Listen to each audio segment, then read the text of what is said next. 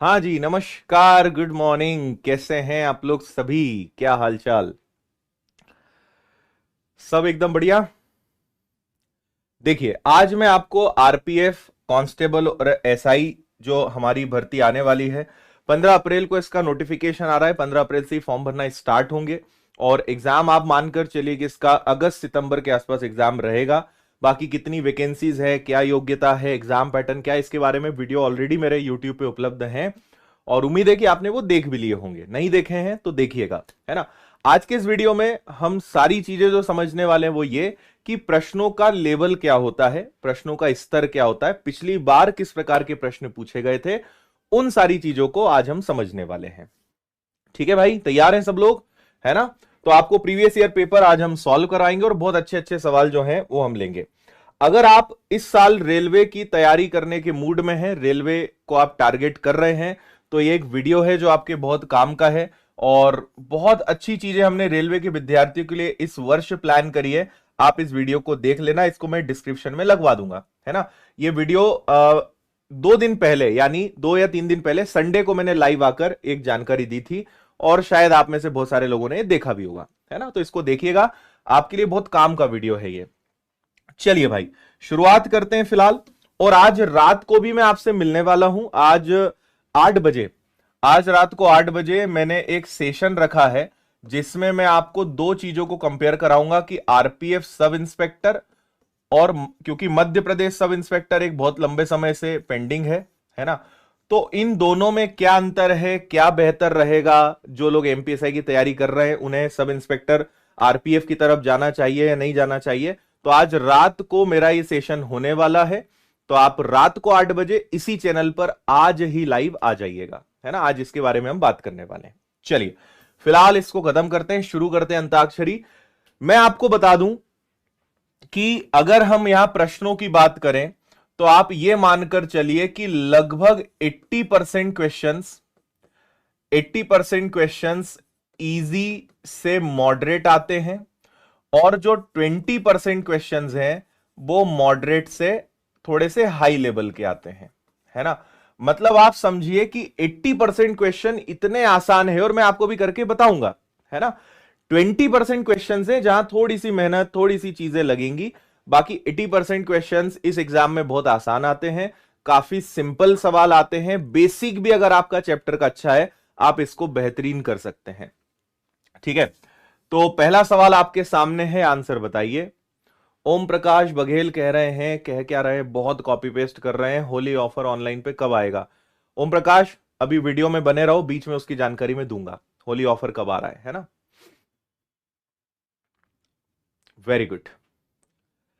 अगर यहां पे आप आंसर की बात करेंगे तो इसका आंसर क्या आएगा? इसका आंसर 19 आएगा। बात समझना, अगर हम बात करें कि भाई पहले त्रिज्या क्या थी और अब त्रिज्या क्या है, हम बात कर रहे हैं रेडियस, रेडियस यानी त्रिज्या। तो रेडियस 19 गुना हो गई। अगर पहले रेडियस 1 थी तो अब रेडियस क्या हो गई है? 19 गुना हो गई है। तो यानी 1 से सीधा आपने 19 कर दिया, तो उसके परिमाप पर क्या प्रभाव पड़ेगा? आपको पता है कि सर्कल यानी वृत्त, है ना। सर्कल यानी क्या हो जाएगा? वृत्त। तो वृत्त के परिमाप का फॉर्मूला क्या होता है? वो होता है 2 पाई आर। परिधि या परिमाप एक ही बात होती है। तो अगर पुराना मैं बात करूं 2 पाई आर और नए वाले की बात करूं 2 पाई आर, तो देखो 2 पाई से 2 पाई तो कैंसिल हो जाएगा। अगर पहले 1 था तो अब 19 हो जाएगा, तो उसका परिमाप भी कितना गुना हो जाएगा? परिमाप भी 19 गुना हो जाएगा। तो पेन उठाने की एक्चुअल में जरूरत नहीं थी, परिमाप है तो बिना उसके ही आप आंसर ला सकते हो कि भाई कितना हो जाएगा? 19 गुना हो जाएगा। क्या आपको बात समझ में आई? अगर त्रिज्या 1 से 19 हो रही है तो परिमाप भी 1 से 19 ही होगा। अगर क्षेत्रफल बोलते, ये तो हमने परिमाप या परिधि की बात करी, अगर क्षेत्रफल बोलते, एरिया बोलते, तो उस केस में क्या करते भाई? पाई आर स्क्वायर और पाई आर स्क्वायर। उस केस में मामला कुछ अलग ही होता, क्योंकि यहां त्रिज्या 1 का वर्ग हो जाती और यहां त्रिज्या 19 का वर्ग हो जाती। 19 का वर्ग कितना होता है? 361। तो उस केस में क्षेत्रफल 361 गुना हो जाता। तो क्षेत्रफल बोलते तो 361 गुना और अगर परिमाप बोला है तो 19 गुना। दोनों बातें अलग अलग हैं, लेकिन आपको मैंने दोनों चीजें बता दी। तो कितना आसान सवाल है। आरपीएफ सब इंस्पेक्टर 2019 पहली शिफ्ट का ये सवाल है ना। और मैक्सिमम सवाल मैं आज आपको सब इंस्पेक्टर के ही कराने वाला हूं, फिर एक दिन अलग सेशन रखेंगे जिसमें हम कांस्टेबल के सेशंस करेंगे, है ना। अभी हम सिर्फ पढ़ाई करेंगे, आप अपने प्रश्नों को जरा रोक कर रखें, किसी दिन टॉक सेशन करेंगे और उसमें केवल प्रश्नों पर ही हम बातचीत करेंगे। अभी मैं आपसे सिर्फ रिक्वेस्ट करूंगा कि आप सिर्फ और सिर्फ पढ़ने पर ध्यान लगाएं, लाइक के बटन को दबाएं, फुल स्क्रीन करें और मस्त तरीके से आप ध्यान से पढ़ें। किसी वस्तु को 440 में बेचने पर उसी वस्तु को 1000 में बेचने पर प्राप्त लाभ के 60% हानि होती है, उस वस्तु का क्रय मूल्य ज्ञात करिए। देखो भाई, आप अगर किसी चीज को 440 में बेच रहे थे और उसी चीज को 1000 में बेच रहे हो, अच्छा हमें यह तो पता ही नहीं है कि वो चीज है कितने की है मुझे नहीं पता। अगर मैं उसको 440 में बेच रहा हूं तो मुझे नुकसान हो रहा है, उसी चीज को अगर 1000 में बेच रहा हूं तो मुझे लाभ हो रहा है। यहां पे मुझे क्या हो रही है? हानि। यहां पे मुझे क्या हो रहा है? लाभ। अच्छा, चीज है कितने की वो पता ही नहीं है, तो उन्होंने एक बात कही है कि लाभ के 60% पर हानि हो रही है। मतलब इसको हम ऐसा कह सकते हैं कि अगर लाभ 100 होगा तो हानि कितने की हो रही होगी? 60 की। लाभ का 60% लॉस है, हानि है, लाभ का 60% हानि है। अगर लाभ 100 है तो हानि कितनी होगी? हानि 60 होगी। तो हम इसको क्या 20 से कैंसिल कर सकते हैं, तो ये हो जाएगा 20 इंटू 5 100 और ये हो जाएगा 20 इंटू 3 60। और वैसे भी 60% का मतलब क्या होता है? 3/5, कि अगर प्रॉफिट 5 का हो रहा होगा तो लॉस कितने का होगा? लॉस 3 का होगा। ठीक है। और अगर आपने चैप्टर पढ़ा है तो आपको पता होगा कि इसमें हम क्या करते हैं, इसमें हम लेते हैं दोनों का अंतर, है ना। आप एक बार पूरा सवाल जब समझ लोगे ना, पहली बार अगर आप पढ़ रहे हो तो पूरा सवाल समझने के बाद आपको समझ में आएगा कि इसमें करना क्या है। तो आप पहले दोनों में अंतर लीजिए। दोनों में कितने का अंतर है भाई? दोनों में अंतर है 550 का। हम क्या करते हैं कि जो अंतर होता है, जो डिफरेंस होता है, उसको अनुपात में बांटते हैं, उसको रेशो में बांटते हैं। तो दोनों में अंतर कितने का है? 550 का। और यहां दोनों का रेशो कितना है? 8 है। इतनी बात समझ में आई? अच्छा सॉरी, 560 का अंतर है, उसको 8 में हम क्या करेंगे? बांटेंगे। इतनी बात आपको समझ में आई? अब इससे मुझे पता चल जाएगा कि कितने का प्रॉफिट हो रहा है, कितने का लॉस हो रहा है ना। तो यहां पे अगर 8 से कैंसिल करेंगे तो 8 इंटू 7 56, यानी 1 की वैल्यू 70 है। 70 का अगर मैं 5 में गुणा करूंगा तो 350, 70 का 3 में गुणा करूंगा तो 210। इसका मतलब क्या है? इसका मतलब यह है कि 1000 में 350 का फायदा इंक्लूड है। 1000 में बेचने पर 350 का लाभ हो रहा है। अगर मैं 1000 में से 350 का लाभ हटा दूं तो मुझे पता चल जाएगा कि वो चीज कितने की है? 650 की है। या इससे भी चेक करके बता देता हूं, 440 में बेचने पर 210 का नुकसान हो रहा है, तो 440 में 210 का नुकसान है, यानी वो चीज कितने की है? 650 की है। तो आप कुछ भी करेंगे, आंसर आपका कितना आएगा? 650। थोड़ा सा मैंने समय लेकर समझाया है क्योंकि कई लोगों को बेसिक नहीं पता होगा, इसलिए। आया समझ में? ठीक है। ऐसे सवालों में हम हमेशा क्या करते हैं कि देखते हैं दोनों में अंतर कितने का है और प्रॉफिट लॉस का रेशो कितने का है ना। तो लाभ का 60% हानि है। अगर ये 5 है तो ये 3 है। अंतर दोनों में 560 है, 5 और 3 8 है, 1 की वैल्यू 70 है। 70 का 5 गुना, यानी 1000 के अंदर 350 का लाभ शामिल है। अगर 1000 में से 350 घटा दें मतलब वो चीज 650 की थी। 440 में बेचने पर 210 का नुकसान हो चुका है, तो 440 को अगर 210 वापस कर दें तो पता चलेगा वो चीज कितने की है।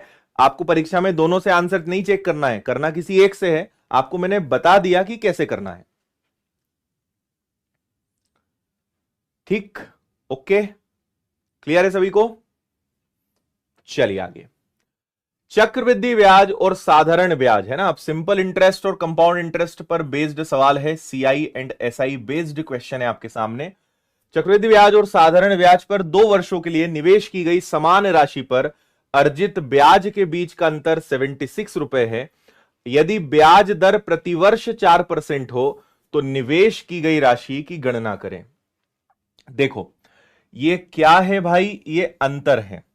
और अगर आपको पता हो तो मैंने हमेशा आपको सिखाया है कि सीआई और एसआई का अगर डायरेक्ट अंतर निकालना हो, स्पेशली फॉर 2 इयर्स, 2 वर्ष का अंतर निकालना हो, तो इसकी एक बहुत बढ़िया टेक्निक है, आर का स्क्वायर अपॉन 100। दर का वर्ग करके 100 का भाग दे दीजिए 2 साल के लिए। यह हमेशा सीआई और एसआई का अंतर होगा, सिंपल इंटरेस्ट और कंपाउंड इंटरेस्ट का अंतर होगा। आप चाहो तो मैं इसको प्रूफ करके भी बता सकता हूं। देखो 2 साल का चक्रवृद्धि ब्याज क्या होता है, 2r प्लस आर का स्क्वायर अपॉन 100। 2 साल का साधारण ब्याज क्या होता है, तो वो होता है ओनली 2r। भाई 1 साल का आर तो 2 साल का 2, लेकिन ये चक्रवृद्धि ब्याज है। जब आप चक्रवृद्धि ब्याज में से साधारण ब्याज घटाओगे तो 2r से 2r कट जाएगा, बचेगा आर का स्क्वायर अपॉन 100, रेट का वर्ग बटे 100। तो आप साधारण ब्याज और चक्रवृद्धि ब्याज का डायरेक्ट अंतर निकाल सकते हो बाय यूजिंग आर का स्क्वायर अपॉन 100, आर का वर्ग बटे 100 से। चलो भाई, तो आर का वर्ग, ब्याज की दर क्या है 4, तो 4 का वर्ग डायरेक्ट लिख देता हूं मैं 16 और बटे में 100। जबकि दोनों में वास्तव में अंतर कितने का है, तो दोनों में वास्तव में अंतर है 76 का। तो ये भाई साहब यहां चले जाएंगे, 7600 डिवाइडेड बाय 16। ठीक है, अब आप यहां पे या तो डायरेक्ट काटापीटी कर लो। अच्छा एक और चीज यहां पर है, आर का वर्ग है बटे में 100 है, ठीक है, लेकिन एक परसेंटेज का 100 और लगेगा। इसके साथ क्या चल रहा है, परसेंटेज भी चल रहा है, तो इसके साथ परसेंटेज का एक 100 और लगेगा, क्योंकि ये ब्याज की दर है ना। ये परसेंटेज यहां मैं लगाना भूल गया, आर का वर्ग बटे 100%, तो उतने परसेंट का अंतर आ जाएगा, है ना। तो आप एक परसेंटेज वहां पे और लगाओगे, तो परसेंटेज मतलब 100 का गुणा हो जाएगा। अब आप चाहें तो इसको काटापीटी कर लें, आप चाहें तो यहां पे डिजिटल सम भी लगा सकते हो। देखो डिजिटल सम लगाएंगे अपन, 7 और 6 13, 13 मतलब 4, 6 और 1 7, 7 में 4 का गुणा करते हैं, आपको पता होगा, तो 4 और 4 16, 16 मतलब 7। मुझे ऐसा ऑप्शन ढूंढना है जिसका डिजिटल सम कितना हो, जिसका डिजिटल सम 7 हो, 7 हो। ठीक है, तो देखो 5 5 10 और 1 11 नहीं हो सकता, 8 4 12 5 17 नहीं हो सकता, है ना। इसके बाद 5 4 9 और 7 बिल्कुल हो सकता है, 5 4 9 और 9 नहीं हो सकता। तो आपका जो करेक्ट आंसर आएगा वो कितना आएगा, 47,500। आपको डिजिटल सम आज के युग में आना ही चाहिए। अगर आप बाकी लोगों को टक्कर देना चाहते हो, कैलकुलेशन कम से कम करना चाहते हो, तो डिजिटल सम पढ़िए, आना चाहिए आपको। और अगर डिजिटल सम फिलहाल नहीं आता है तो आप नॉर्मल काटापीटी करिएगा, आंसर आपको सेम मिलेगा। और जिनको डिजिटल सम आता है उन्हें समझ में आया होगा कि ये हुआ क्या, अचानक 7 कहां से आ गया, 7 कैसे ढूंढ लिया, तो उसके लिए डिजिटल सम पढ़ना पड़ेगा। और डिजिटल सम मात्र 2 घंटे में आप सीख सकते हैं। आप YouTube पे जाइए और सर्च करिएगा डिजिटल सम, और उसके आगे आप मेरा नाम लिख देना, बाय आदित्य पटेल। आपको मेरी 2 क्लासेस मिलेंगी, और वो 2 क्लासेस जब आप पढ़ लोगे तो आपको लगेगा कि यार ये चीज पहले किसी ने क्यों नहीं बताई, इतनी काम की चीज है। और आजकल आप समझिए कि लगभग 10 में से 5 या 6 सवाल आप कुछ सेकंड्स में कर सकते हो, अगर डिजिटल सम आता है तो। सीखने के बाद पता चलेगा कितनी काम की चीज है, नहीं सीखा है तो आप बोलोगे पता नहीं ये क्या होता है ना। चलो भाई, क्लियर है सभी को, आगे बढ़ जाएं। 84 लीटर के मिश्रण में दूध और पानी का अनुपात 3:4 है। यदि यह अनुपात 3:5 कर दिया जाए तो मिश्रण में मिलाए गए अतिरिक्त पानी की मात्रा बताइए। देखो भाई, हमारे पास 2 चीजें हैं, एक मिल्क है एक वाटर है, और इसका रेशो कितना है, 3 और 4 है, और हमारे पास कुल मात्रा कितनी है, 84 लीटर है। देखो बहुत प्यार से समझते हैं इस प्रकार के सवालों को। जब भी दूध पानी मिलाना निकालना इस प्रकार के सवाल आते हैं, ऑलवेज रिमेंबर, हमेशा ध्यान रखो कि आप ये देखते हो क्या मिला रहे हो, इंपॉर्टेंट नहीं है। आप ये देखते हो कि क्या फिक्स है, क्या बदल नहीं रहा है, वो आपके काम का है ना। मैं बताता हूं, फिलहाल रेशो 3 और 4 है, जबकि बाद में रेशो क्या हो रहा है बाद में रेशो 3 और 5 हो रहा है।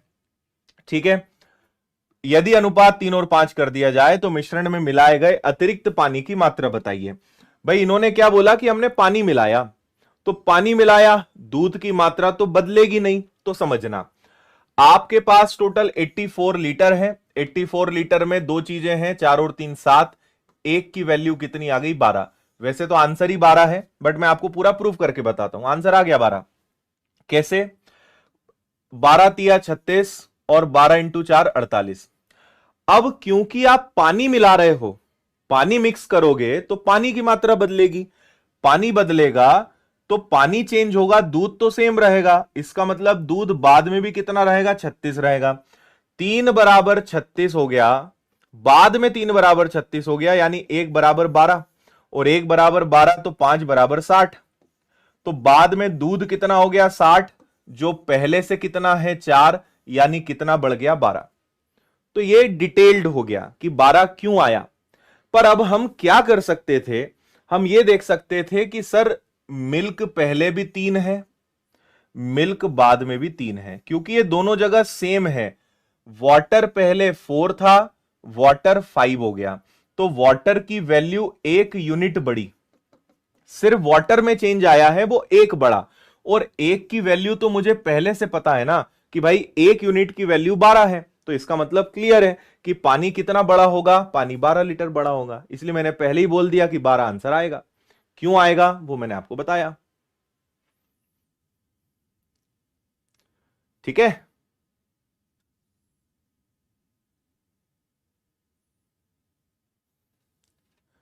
क्लियर? समझ आया?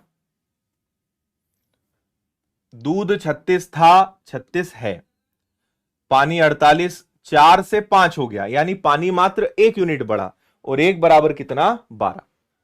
चलें आगे, समझ गए यहां तक? अगले क्वेश्चन पे चलते हैं।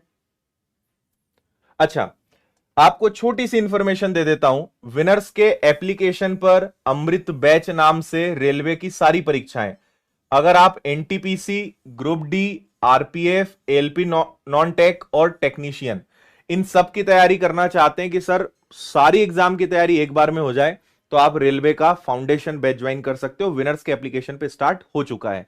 फीस सबसे कम है, मात्र 799। और हमने एक सबसे बड़ी सुविधा क्या दे दी है कि हमने वैलिडिटी आपको 1.5 साल की दे दी है।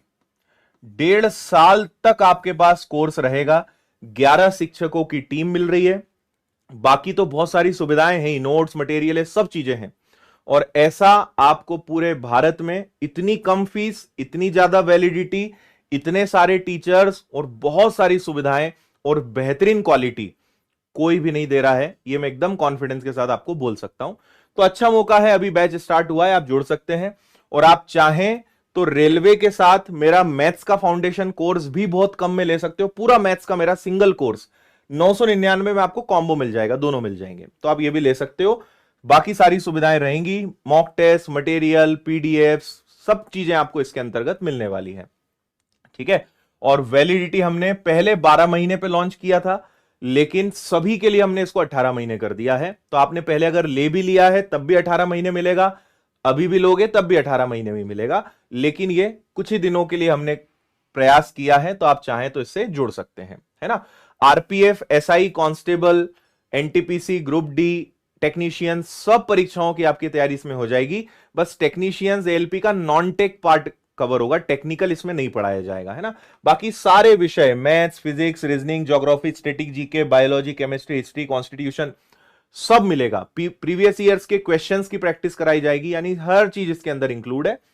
ज्यादातर बच्चों की पसंद जो है वो ये वाला बैच है कॉम्बो, क्योंकि इसमें दो दो कोर्सेज मिल रहे हैं, पूरा रेलवे फाउंडेशन और पूरा मैथ्स फाउंडेशन। तो आप ये वाला ले सकते हैं, या फिर ओनली रेलवे लेना है तो ये भी ले सकते हो, है ना। कैसे लेना है मैं लास्ट में बताऊंगा। और हमने विनर्स के विद्यार्थियों को और अपग्रेड करने का मौका दिया है कि उन्हें इसी फीस में और 20% का डिस्काउंट मिल जाएगा। तो अगर आप विनर्स के विद्यार्थी हैं तो WIN20 कूपन कोड यूज करके आप एक्स्ट्रा 20% डिस्काउंट ले सकते हो, अगर विनर्स के आप विद्यार्थी हैं तो, है ना। और उसमें भी आपके पास कोई पुराना कोर्स है विच इज मोर देन 500 रुपी। और बाकी कोर्सेस पर होली पर धमाकेदार ऑफर आ रहा है, इसकी घोषणा मैं जल्द ही आने वाले 3-4 दिनों में करने वाला हूं। तो जो कई लोग अभी बहुत बार बार पूछ रहे थे, तो होली का धमाकेदार ऑफर आने वाला है। ये फीस तो यही रहेगी, इससे कम नहीं हो पाएगी रेलवे में, बाकी कोर्सेज में आपको डिस्काउंट मिल जाएगा, है ना। चलिए, कोर्स कैसे लेना है, क्या करना है, मैं आखिरी में बता दूंगा। अगर आप आखिरी लेने की इच्छुक हैं तो आखिरी में देख लीजिएगा, मैं सारी इंफॉर्मेशन दे दूंगा, ठीक। 2 से 3 दिनों के अंदर सारी इंफॉर्मेशन देने वाला हूं मैं। अच्छा, विजय कह रहे हैं सर थैंक यू, आपने पढ़ाया, मैं एमपी पुलिस में क्वालिफाइड हो गया, अब आरपीएफ एसआई निकालना है। बिल्कुल आरपीएफ एसआई भी निकलेगा भाई, मेहनत करते रहो, हम हैं आपके साथ।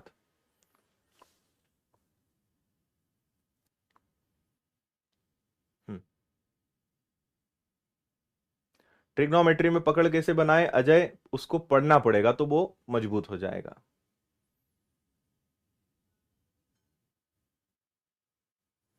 ठीक है।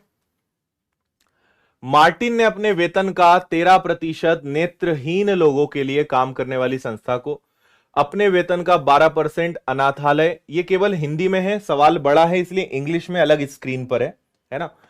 अपने वेतन का 14% शारीरिक रूप से विकलांग लोगों के लिए और अपने वेतन का 16% डॉक्टरेट सहायता संस्थान को दान दिया। वेतन की शेष राशि 42,750 रुपए मासिक व्यय के लिए बैंक में जमा की जाती है।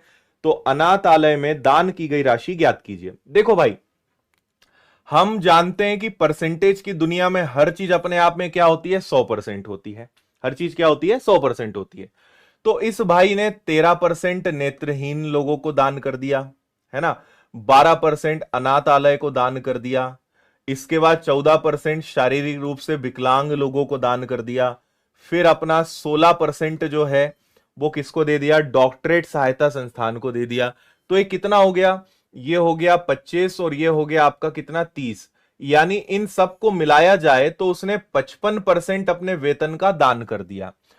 अगर कोई व्यक्ति, हर चीज 100% होती है, 55% अगर दान कर दिया, यानी उसके पास अब शेष कितना बचा, उसके पास अभी रिमेनिंग कितना बचा, तो उसके पास रिमेनिंग बचा है 45%, 45%, ठीक है ना। जो वेतन की शेष राशि 42,750 रुपए मासिक व्यय के लिए बैंक में जमा की जाती है, तो अनाथालय में दान की गई, अनाथालय में कितना दान किया ये आपसे पूछा है। देखो, उसके पास शेष बचा है 45%, जबकि उसके पास शेष कितना बचा है, 42,750। तो 42,750 अगर शेष बचा है, जो अपने आप में 45% के बराबर है, तो आपसे क्या पूछा है, अनाथालय में कितना दिया, है ना, अनाथालय में कितना दान किया। तो देखो 12% अनाथ आलय में दिया है, तो यहां मैं 12 का गुणा कर दूंगा कि अगर ये 45% है तो 12% की वैल्यू कितनी, ये आपसे पूछा गया है। उम्मीद है आप समझ पाए होंगे कि यहां पे क्या मतलब निकल रहा है ना भाई। 45% शेष बचा जो इसके बराबर है, तो अनाथ आलय में कितना दान किया, यानी 12% की वैल्यू बताओ आप तो कितनी है। ठीक है भाई, तो आप इसको 3 से उड़ा दो, 3 से 15 बार, 3 से इसको उड़ा दो 4 बार, 15 से ये कैंसिल हो जाएगा क्या, है ना। 15 से अगर मैं इसको उड़ाता हूं तो ये हो जाएगा 15 दूनी 30, बचेगा आपके पास 127, 15 अठे 120, और फिर आ जाएगा 15 इंटू 5 75, और इसमें अगर 4 का गुणा कर दें तो 28, 56, 112, और उसमें 200 और जुड़ जाएगा, तो ये 14,200 आ रहा है क्या, 14,200, 14,000, एक मिनट, 112, अरे सॉरी, 11,400, 11,400, 11,200 में 200 जुड़ेगा, 11,400, 11,400 आपका आंसर आ जाएगा। 2800 का 4 गुना 11,200, और उसमें 200 और जुड़ जाएगा, 50 इंटू 4, तो 11,400 आपके प्रश्न का आंसर आ जाएगा। यहां पे डिजिटल सम नहीं लग पाएगा, रीजन बिहाइंड दिस, क्योंकि नीचे क्या आ गया है, 9 आ गया है, तो 9 आने पे, 6 आने पर, 3 आने पर डिजिटल सम हम नहीं लगा सकते। चलिए, काफी इजी क्वेश्चन था ये, सवाल इंग्लिश में था, इंग्लिश मीडियम वाले चाहें तो इसको रोक के स्क्रीनशॉट ले सकते हैं। डीआई भी इसमें आता है भाई, है ना, तो डीआई का एक सवाल आपके सामने है, इसको पढ़ लीजिए।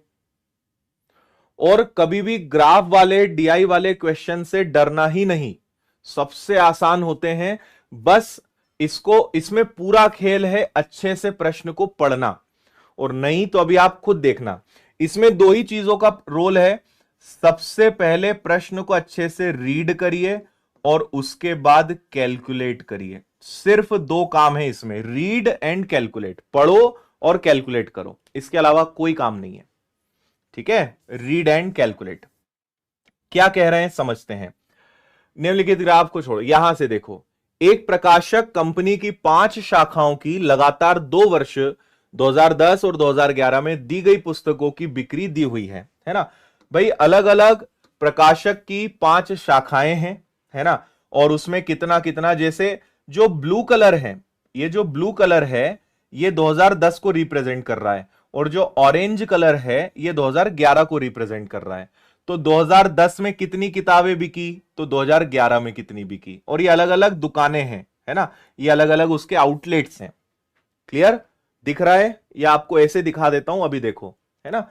ये ब्लू कलर जो है ये 2010 को रिप्रेजेंट कर रहा है, ऑरेंज कलर 2011 को रिप्रेजेंट कर रहा है, और कहां कितनी कितनी किताबें बिकी हैं उन सबका यहां पे डेटाबेस आपको दिया हुआ है। तो हमने सबसे पहले क्या करा, हमने सबसे पहले क्वेश्चन को अच्छे से पढ़ लिया और समझ लिया। अब अगला काम क्या है, कैलकुलेट करना है। तो देखिए क्या बोल रहे हैं, 2010 में सभी शाखाओं की बिक्री का औसत ज्ञात करिए। 2010 यानी ब्लू कलर, सबको जोड़कर औसत निकालना है आपको, यानी सबको जोड़कर, क्योंकि 5 दुकानें हैं तो 5 का भाग देना पड़ेगा।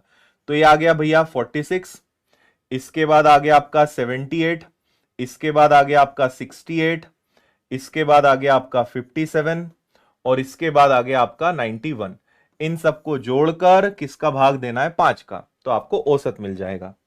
7 और 2 9 होता है, 6 6 12 यानी 3 होता है, 8 6 14 यानी 5 होता है, 7 4 11 यानी 2 होता है।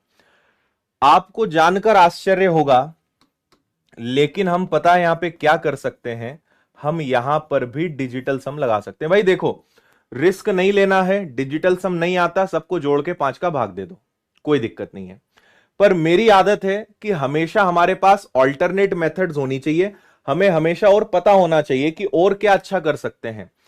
कोई भी नई मेथड में अगर शुरुआत में समय लग रहा है, इसका यह मतलब नहीं कि उसमें समय हमेशा लगेगा।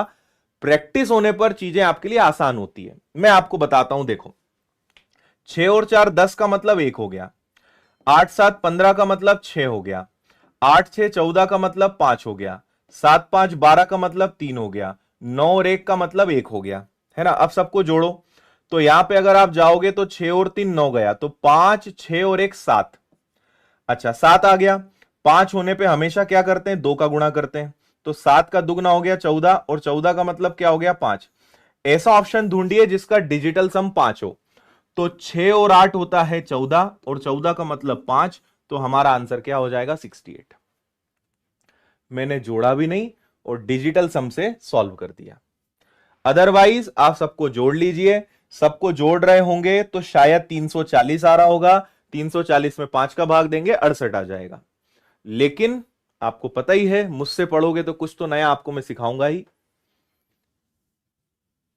ठीक है,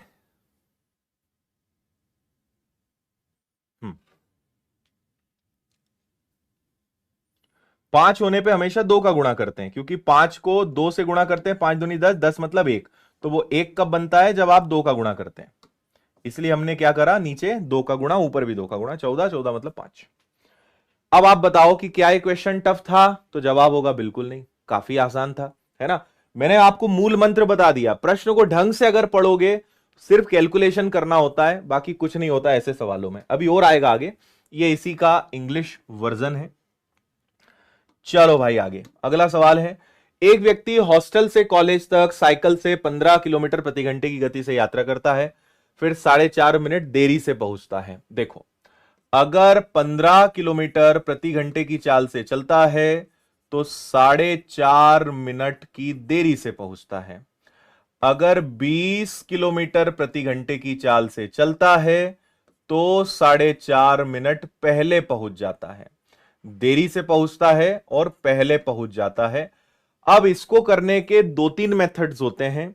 अगर आपने चैप्टर पढ़ा है तो उसमें आपको मैंने बताया था, है ना। नहीं पढ़ा है तो मैं आपको फिर डायरेक्ट सजेस्ट करूंगा, जो सबसे बढ़िया तरीका होता है वो ये होता है कि आप दोनों स्पीड को लेते हो, दोनों की स्पीड का अंतर लेते हो, और यहां पे आप उनके समय का अंतर लेते हो, डिफरेंस ऑफ टाइम लेते हो। इससे आपको क्या मिलती है? इससे आपको डिस्टेंस मिलती है।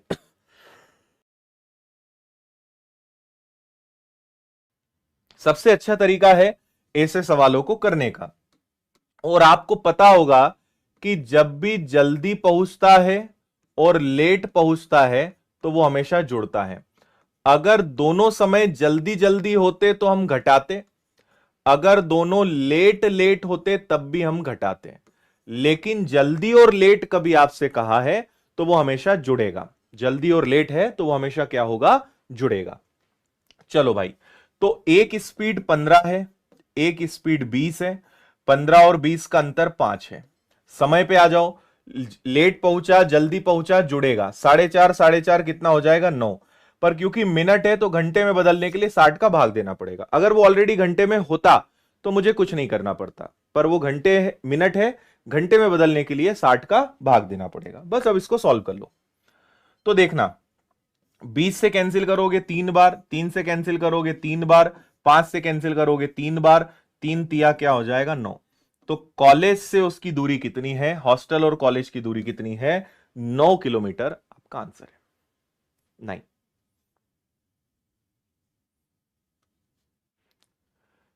ठीक है, आया मजा?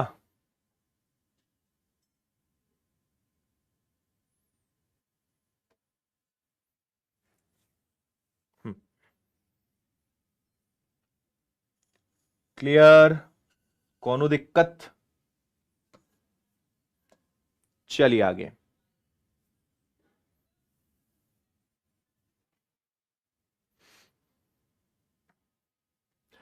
एक डिब्बे में 3 अलग अलग प्रकार के पुराने सिक्के हैं, 3, 5 और 7 के अनुपात में, है ना भाई? 3, 5 और 7 के अनुपात में सिक्के हैं।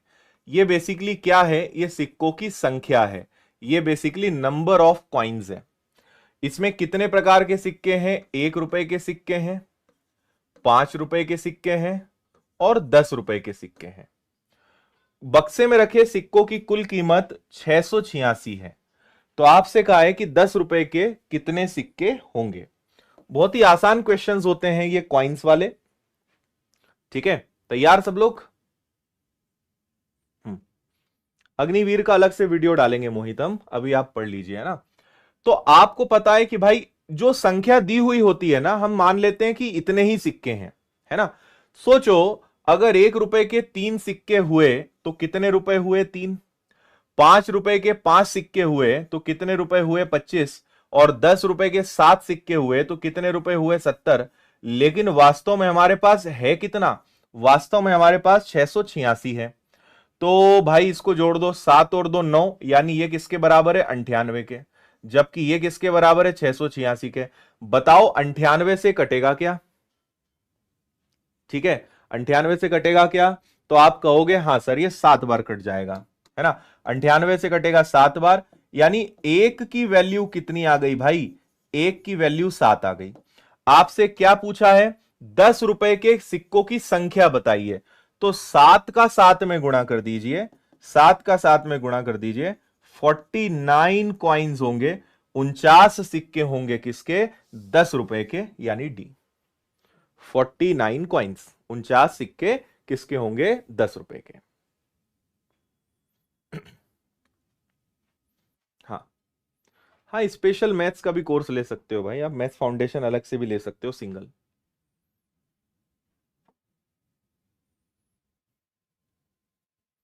क्लियर? 1 रुपए के 3 सिक्के, 5 रुपए के 5 सिक्के, 10 रुपए के 7 सिक्के, टोटल हो गए 686। 98 बराबर 1 बराबर 7, तो टोटल कितना हो गया? 49, 49।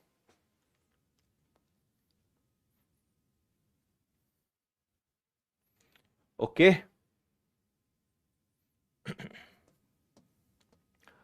अगला फिर से साधारण ब्याज, सिंपल इंटरेस्ट से जुड़ा हुआ सवाल है। साधारण ब्याज से जुड़ा हुआ सवाल है। क्या कह रहे हैं? 7,600 रुपए की राशि 8% की वार्षिक दर पर साधारण ब्याज पर निवेश की जाती है। यदि 5 वर्ष के बाद राशि निकाल ली जाए कुल राशि का आधा हिस्सा शेयर बाजार में लगा दें तो आधा कितना होगा? देखो कुछ नहीं है यार, 7,600 रुपए आपने 8% पर लगाया और कितने साल के लिए? 5 साल के लिए। ध्यान से समझना है ना। फिर इन्होंने क्या करा कि जितना भी पैसा था कुल राशि का आधा हिस्सा इन्होंने शेयर बाजार में निवेश कर दिया। आप एक काम कर सकते हो कि इसका डायरेक्ट मिश्रधन निकालो। 1 साल की दर 8% है तो 5 साल में कितना ब्याज लगेगा? 40%।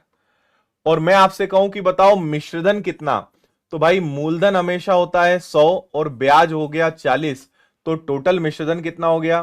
तो 7,600 का अगर मैं 140% निकाल दूंगा तो मुझे पता चल जाएगा कि 5 साल में ब्याज सहित मेरे हाथ में कितना पैसा होगा, है ना। अब उसका आधा पैसा मैंने शेयर बाजार में लगा दिया तो आधा तो बचा ना। आधा पैसा शेयर बाजार में लगाया तो आधा तो बचा। तो परसेंटेज से आपके 2 जीरो गए, 2 से ये कैंसिल हो गया 7 बार, ठीक है। एक जीरो बची अभी अपने पास, तो ये जीरो आ गया। 7 इंटू 6 42 और 49 और 4 हो गया आपका 53। तो अब उसके हाथ में कितना पैसा बचा? 53-20। आपको एक बात समझ में आ रही होगी कि यार कितने आसान क्वेश्चंस आते हैं। बहुत इजी लेवल आता है आरपीएफ का। थोड़ी सी मेहनत, अच्छा एक रेगुलरिटी, एक अच्छे धैर्य के साथ, अच्छे पेशेंस के साथ और एक अच्छी मेहनत के साथ आप आगे बढ़ेंगे, आप आराम से एग्जाम निकाल सकते हैं भाई। मैं आपको बता रहा हूं कि कॉम्पिटिटिव एग्जाम्स की फील्ड में मेहनती विद्यार्थियों की संख्या बहुत कम है। मेहनती मतलब आप समझ रहे हैं कि जो रेगुलर पढ़ाई करते हैं, एक अच्छे डिसिप्लिन के साथ चल रहे हैं, अच्छी तैयारी कर रहे हैं। भले करोड़ों लोग फॉर्म भरते हो लेकिन मेहनती लोगों की संख्या आज भी दुनिया में बहुत कम है। तो आप अगर उन लोगों से थोड़ा सा सुधार कर लेते हो, थोड़ी सी अपनी आदत अच्छी कर लेते हो, आप वैसे ही बाकी लोगों से बहुत अलग हो जाओगे। इसलिए बस थोड़े से डिसिप्लिन की जरूरत है, पेशेंस की जरूरत है, थोड़ी मोह माया त्यागने की जरूरत है, समय बर्बाद न करने की आदत बनानी है और बस लग जाना है। 2-4 बातों का बस ध्यान रख लोगे, 2024 में आपके हाथ में नौकरी होगी ही। कुछ ही छोटी छोटी चीजें हैं, छोटी छोटी चीजें ही व्यक्ति से नहीं हो पाती है। इसलिए थोड़ा सा मेहनत कर लो भाई, बहुत आसान पेपर आता है, आराम से सीख जाओगे। क्लियर है? 7,600 रुपए, मूलधन हो गया 100, 40% हो गया ब्याज 140, आधा पैसा गया तो आधा तो बचा, आधा कितना हो गया? 53-20। चलिए आगे, फिर से डीआई डेटा इंटरप्रिटेशन का क्वेश्चन आपके सामने।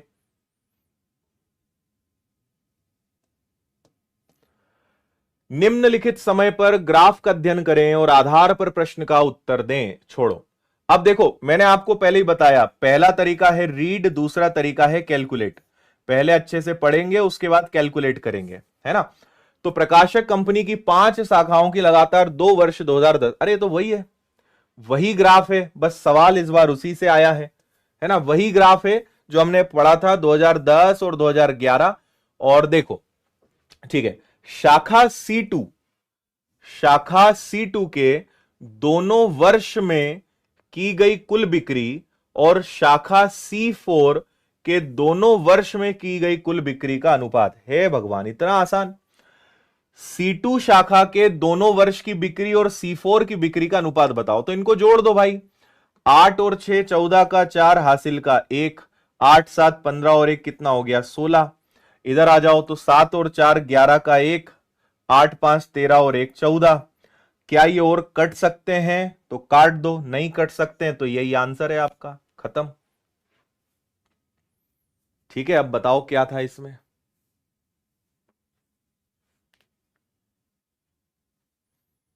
ठीक है, वेरी गुड। चलो भाई अगला सवाल, नंबर सिस्टम विभाज्यता।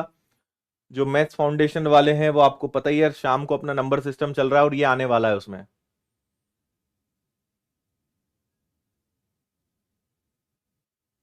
हम्म,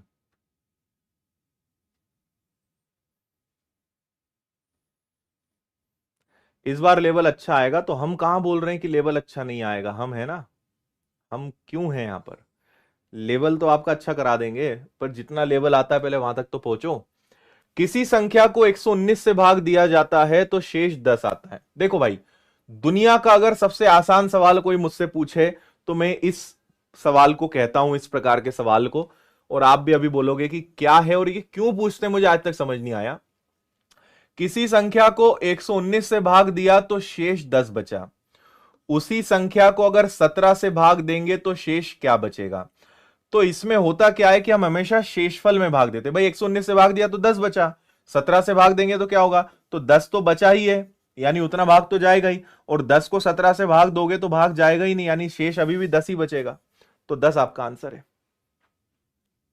ठीक है, 10 आपके प्रश्न का आंसर हो गया। क्या बात है। चलो एक बढ़िया घातांक करनी, सर्ड्स इंडाइसिस का एक बढ़िया सवाल आपके सामने है। आपसे कहा गया है कि 324 का वर्ग कर लो, इसमें 72 का भाग दे दो, इसमें 18 की घात 5, सॉरी 72 का गुणा कर दो, और 1021 का गुणा कर दो। आरपीएफ सब इंस्पेक्टर बोलो भाई।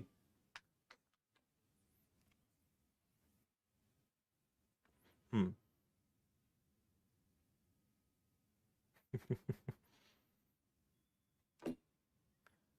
ठीक है, चल देखो, मैं एप्लीकेशन पे जब भी पढ़ाता हूं वहां मैं हमेशा बोलता हूं, मुझे नहीं पता आप में से कौन एप्लीकेशन पे है कौन नहीं है, एक सलाह आप मेरी बिल्कुल मान लो, आप अगर बाकी लोगों से आगे रहना चाहते हो, और ये बहुत छोटी बात है, बच्चों जैसी बात है, लेकिन आपको इसका फायदा समझ में आएगा जब आपको ये सब याद हो जाएगा।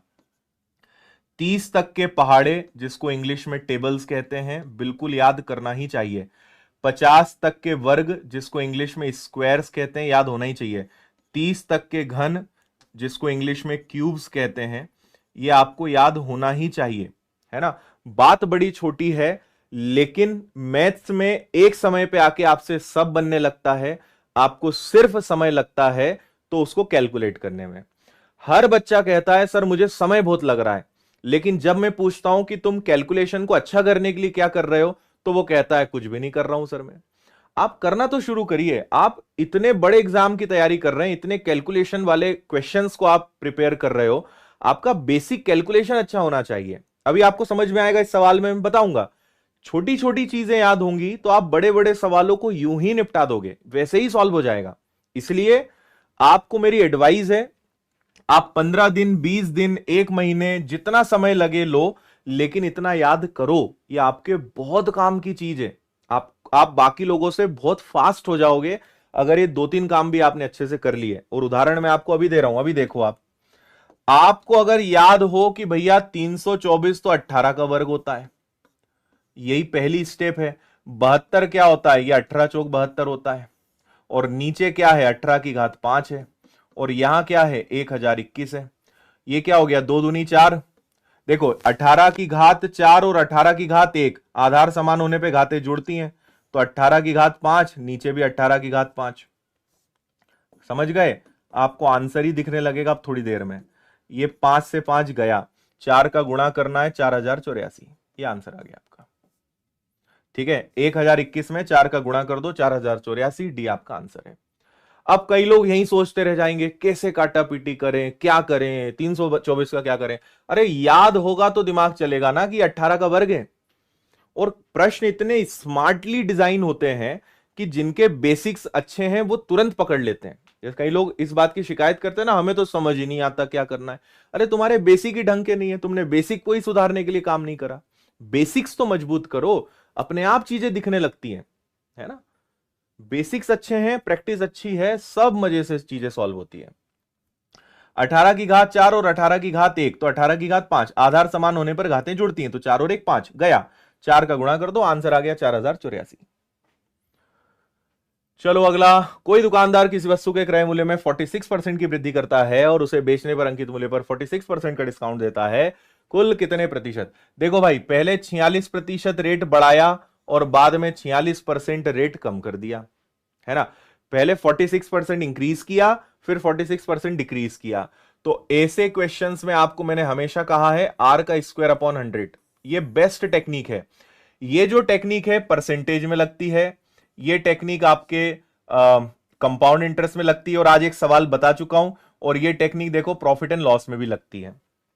ये जो आर का स्क्वायर अपॉन 100 है, ये 3 चैप्टर्स में लगता है ना। प्रॉफिट एंड लॉस में कैसे लगेगा? बस शर्त यह है कि रेट सेम होना चाहिए, रेट आपका सेम होना चाहिए। एक बार आप रेट को बढ़ाओगे और एक बार रेट को कम करोगे तो हमेशा आपको आंसर मिल जाएगा, है ना। पहले आपने 46% बढ़ाया, 46% कम किया, देखो क्या नुकसान हुआ उसे। आपको कुछ नहीं करना है, 46 का स्क्वायर अपॉन 100। अब देखो 46 का स्क्वायर याद है तो बढ़िया, नहीं याद है तो फिर निकालते फिरो। 46 का स्क्वायर क्या होता है? 2116। 2116 में अगर 100 का भाग दोगे तो ये कितना आ जाएगा? ये 21.16 आ जाएगा। और ऐसे क्वेश्चंस का आंसर हमेशा नेगेटिव आता है, यानी आंसर हमेशा लॉस में आएगा। तो आंसर आएगा 2116 का लॉस। ये सॉल्व हो गया। 21.16% का लॉस।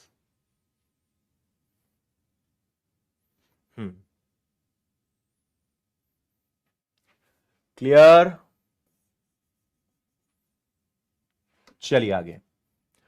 वर्गाकार कांच के टुकड़े का कुल क्षेत्रफल 1444 है, वर्ग सेंटीमीटर है।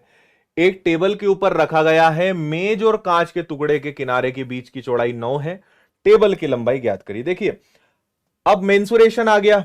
मेंसुरेशन के सवाल आसान है लेकिन डायग्राम्स बनाते आना चाहिए। देखो कैसे, ये एक वर्गाकार कांच का टुकड़ा है, स्क्वायर का कांच का टुकड़ा है, और आपने इसको एक टेबल पे रखा है।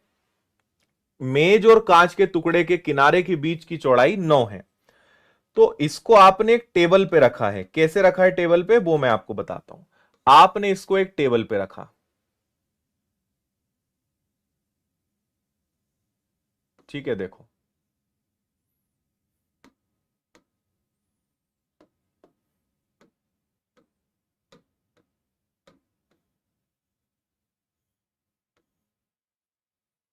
एक मिनट, इसको थोड़ा सा मैं इधर ले लेता हूं, है ना।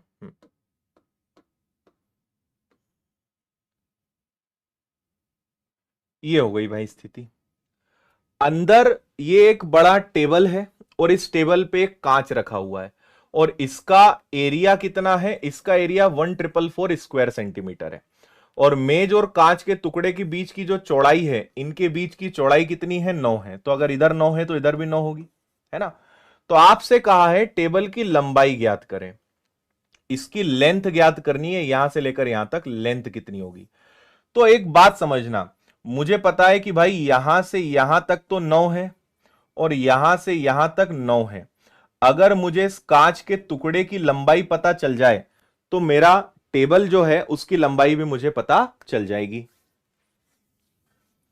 आया इतना समझ में, है ना। मुझे पता है कि इसकी लंबाई में से यहां तक 9 है, यहां तक 9 है। अगर ये पता चल जाए तो ये भी पता चल जाएगा। तो कुल मिलाकर बस मुझे क्या करना था, कुल मिलाकर मुझे पता करना था इस वर्ग के बारे में। वर्ग का क्षेत्रफल होता है ए स्क्वायर, जो कि 1444 के बराबर है। और फिर देखो वर्ग याद है तो पता होता आपको कि 38 का वर्ग होता है। इसका मतलब इस कांच के टुकड़े की लंबाई क्या है? 38 है। तो ये भी कितनी होगी? अगर ये 38 है तो ये भी 38 होगी। तो ये 38 हो गया, 9 इधर 9 इधर, तो पूरे टेबल की लंबाई कितनी हो जाएगी? 56। पूरे टेबल की लंबाई कितनी हो जाएगी? 56 सेंटीमीटर। आया मजा? आरपीएफ के पीवाईक्यू डल चुके हैं प्रीति, एप्लीकेशन पर फ्री में पीवाईक्यूज उपलब्ध हैं, आप चेक करिएगा अच्छे से।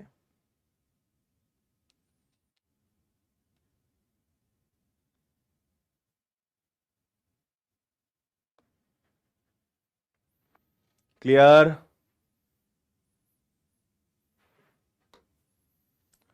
चलिए अगला क्वेश्चन।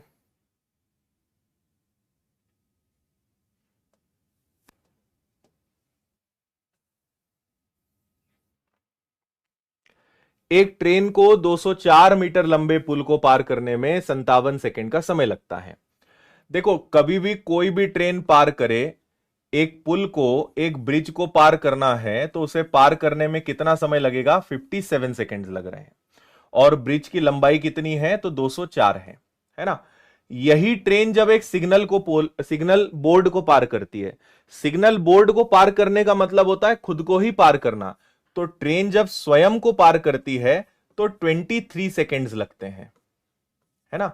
देखो, एक पुल को पार कर रही है तो 57 सेकेंड लग रहे हैं, और जब स्वयं की लंबाई को पार कर रही है तो उसे 23 सेकेंड्स लग रहे हैं। तो आपको सबसे पहले तो देखना है कि ब्रिज के आने के कारण 7 में से 3 गया और 5 में से 2 गया। इतना समझ में आया क्या? यहां पे 34 सेकेंड का डिफरेंस आ रहा है बिकॉज ऑफ 204। आया इतना समझ में? 138 बिल्कुल सही आंसर है भाई, बिल्कुल करेक्ट। क्लियर हुआ? ठीक है, यहां पे 34 सेकेंड बढ़ रहे हैं बिकॉज ऑफ 204। तो इसको जरा सॉल्व करो। 34 के पहाड़े में ये आता है क्या, है ना। तो 34 के पहाड़े में कितनी बार आएगा ये? 6 बार। 6 इंटू 4 24 और 18 और 2, ये एग्जैक्ट कट रहा है कितनी बार? 6 बार। यानी ट्रेन की जो स्पीड है वो पता है क्या है? ट्रेन की स्पीड भाई 204 मीटर 34 सेकेंड में अगर कोई चलेगा तो वो किस स्पीड से चलेगा? 6 मीटर पर सेकेंड की स्पीड से चलेगा। तो आपको इससे उसकी स्पीड पता चल गई।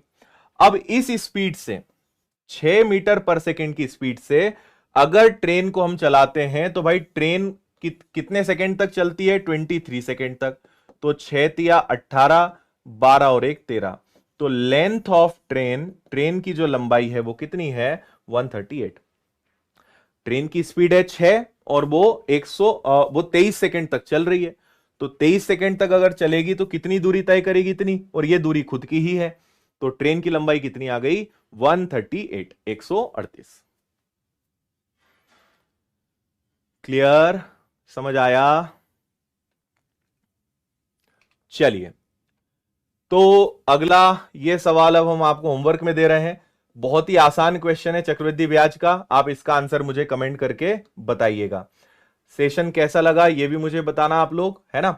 तो आज रात को 8 बजे मिलेंगे जैसा मैंने आपसे कहा, और सब लोग इस सेशन में आना, आपके लिए बहुत काम का रहेगा। और टॉपिक में बता चुका हूं कि रेलवे का आरपीएफ सब इंस्पेक्टर और एमपीएसआई क्या अंतर है दोनों में, क्या बेहतर है, कैसे आप टारगेट कर सकते हो, इसके बारे में हम बात करेंगे। और रेलवे के बैचेस विनर्स के एप्लीकेशन पे लाइव हैं 799 में प्योर रेलवे, और रेलवे के साथ मैथ्स भी लेना है तो 999 मिल जाएगा। 1.5 साल की वैलिडिटी आपको मिल रही है। सारे टीचर्स प्रॉपर सब्जेक्ट वाइज, सारी क्लासेस, लाइव लेक्चर्स, बाद में देखने के लिए recorded notes, material, mock test, सारी सुविधाएं आपको मिल रही है। तो आपको जो बैच लेना हो, केवल रेलवे लेना है। फाउंडेशन का मतलब कि सारी एग्जाम्स की तैयारी आपकी इससे हो जाएगी। और कॉम्बो लोगे, सबसे ज्यादा पसंद स्टूडेंट्स की समय यह है क्योंकि मैथ्स फाउंडेशन, देखो अकेला मैथ्स फाउंडेशन ही 999 का है, और अगर मैथ्स फाउंडेशन के साथ आप रेलवे लेते हो तो फीस वही है, मतलब रेलवे फाउंडेशन फ्री है, कैसे भी देख लोगे मैथ्स फाउंडेशन फ्री में मिल रहा है। तो इसलिए ज्यादातर बच्चे कॉम्बो ले रहे हैं। बाकी आपको जो लगे, केवल रेलवे लेना है या रेलवे के साथ मैथ्स लेना है, मैथ्स सब में मिलेगा। मैं आपको दोनों बैचेस में मिलूंगा, थोड़ा सा बस वहां पे समझना आपको पड़ेगा, है ना।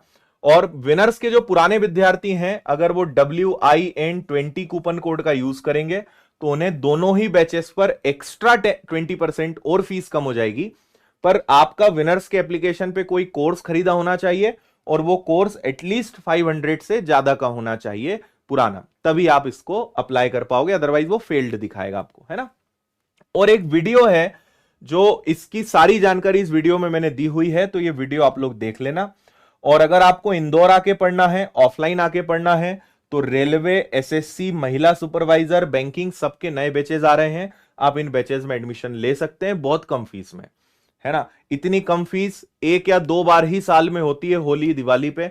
बाकी फीस ऑलरेडी, क्योंकि ऑलरेडी फीस ऑफलाइन में बहुत कम है विनर्स की, पर फिर भी हम त्योहारों पे और थोड़ा सा डिस्काउंट दे देते हैं, तो आप चाहें तो इनसे भी जुड़ सकते हैं, ठीक है। ये सारी सुविधाएं हैं जो ऑफलाइन में मिलती हैं, आप आराम से वीडियो को रोक के पढ़ लीजिएगा। और इन बैचेस में तो ऑलरेडी फीस कम है, लेकिन बाकी एसएससी, बैंकिंग, व्यापम, एसआई, सब पे और डिस्काउंट आने वाला है, अच्छा ऑफर आने वाला है। आने वाले 17 मार्च को 8 बजे आके मैं इसकी लाइव आपको जानकारी देने वाला हूं, ठीक है। बाकी रेलवे के लिए हम बहुत सारी चीजें कर रहे हैं, फ्री किताबें दे रहे हैं, ये सब वीडियोस हैं जो दे चुका हूं मैं, उसमें देख लेना। ये हमारी टीम है जहां पे आपको सारे एक्सपर्ट्स मिलते हैं। हाँ, जो बच्चे पूछ रहे थे कोर्स कैसे लेना है, तो आप पेड कोर्स सेक्शन में जाना, यहां पे आप या तो न्यू कोर्सेज में चले जाना या फिर आप रेलवे कैटेगरी में चले जाना, तो आपको कोर्सेज दिखेंगे। ज्वाइन बटन पे क्लिक करेंगे, आपको व्हाट्सएप और एसएमएस पर पेमेंट की लिंक आएगी और आप पेमेंट करके जो है कोर्स खरीद सकते हैं, कोर्स आपका स्टार्ट हो जाएगा। माय कोर्सेज में जाएंगे तो आपका कोर्स आपको दिखने लगेगा। पेमेंट आप किसी भी माध्यम से कर सकते हैं, फोन पे, गूगल पे, किसी भी माध्यम से, किसी और से भी करवा सकते हैं। ठीक है, बाकी आज की क्लास की पीडीएफ मैं अभी टेलीग्राम पे शेयर कर रहा हूं, तो यहां से आप पीडीएफ डाउनलोड कर लीजिएगा। ओके, चलो भाई, उम्मीद करते हैं आपको आज के सेशन में मजा आया होगा। ऐसे और सेशन चाहिए तो मुझे कमेंट करके आप बताइएगा, और जो होमवर्क दिया है उसका आंसर भी बताइएगा, कैसा लगा आज का सेशन ये भी बताइएगा। ठीक है, और रात को 8 बजे मिलते हैं सेशन में। बहुत बहुत धन्यवाद। जय हिंद, खुश रहिए, मस्त रहिए, मुस्कुराते रहिए। Take care.